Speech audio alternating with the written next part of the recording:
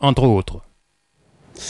Daniel Diouf, le représentant régional adjoint chargé de la protection du HCR, est avec nous ce soir sur ce plateau. Mathéis Lerut, bonsoir. Bonsoir. Alors, Monsieur Lerut, plus de 18 000 réfugiés à gérer, principalement qui sont arrivés de la Mauritanie. Ce n'est pas simple, mais des réfugiés que vous n'assistez pas à vos yeux. Vous avez votre droit de réponse. Ça fait déjà plus que 20 ans que les réfugiés sont venus au Sénégal. C'est vrai que la plupart d'entre eux sont des Mauritaniens. Il y en a à peu près 1000 d'autres différentes nationalités.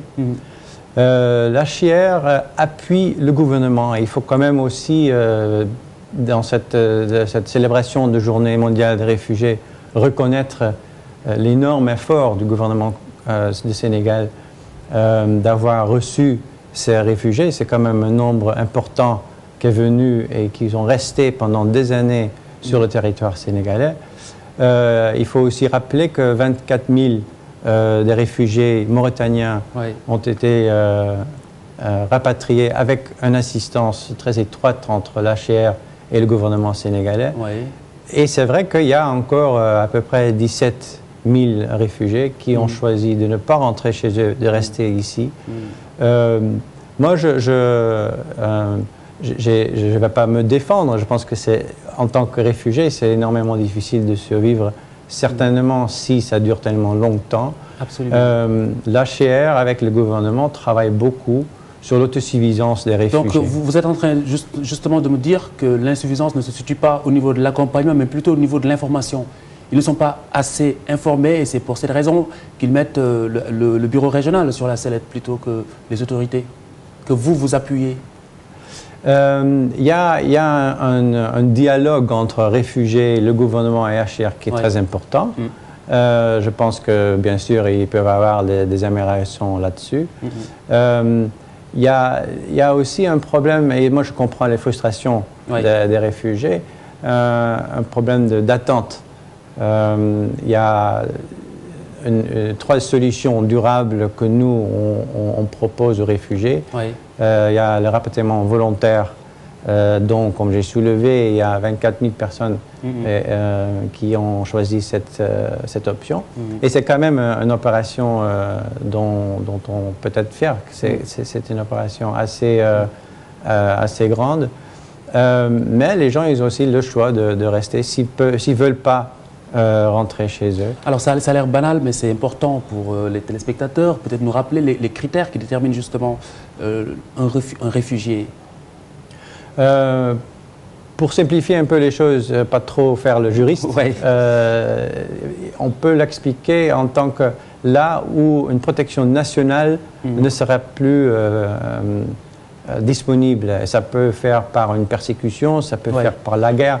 Si cette manque de protection nationale est là, c'est la protection internationale qui devait être disponible par rapport aux conventions sur les réfugiés.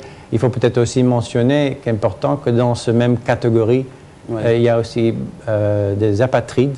On a enregistré plus ou moins 12 millions dans le monde, mais il y en a beaucoup plus. C'est un peu la même chose dans le sens que ces gens qui ne sont pas acceptés par un pays en tant que national. Alors ça, il y a le même concept de manque de protection nationale.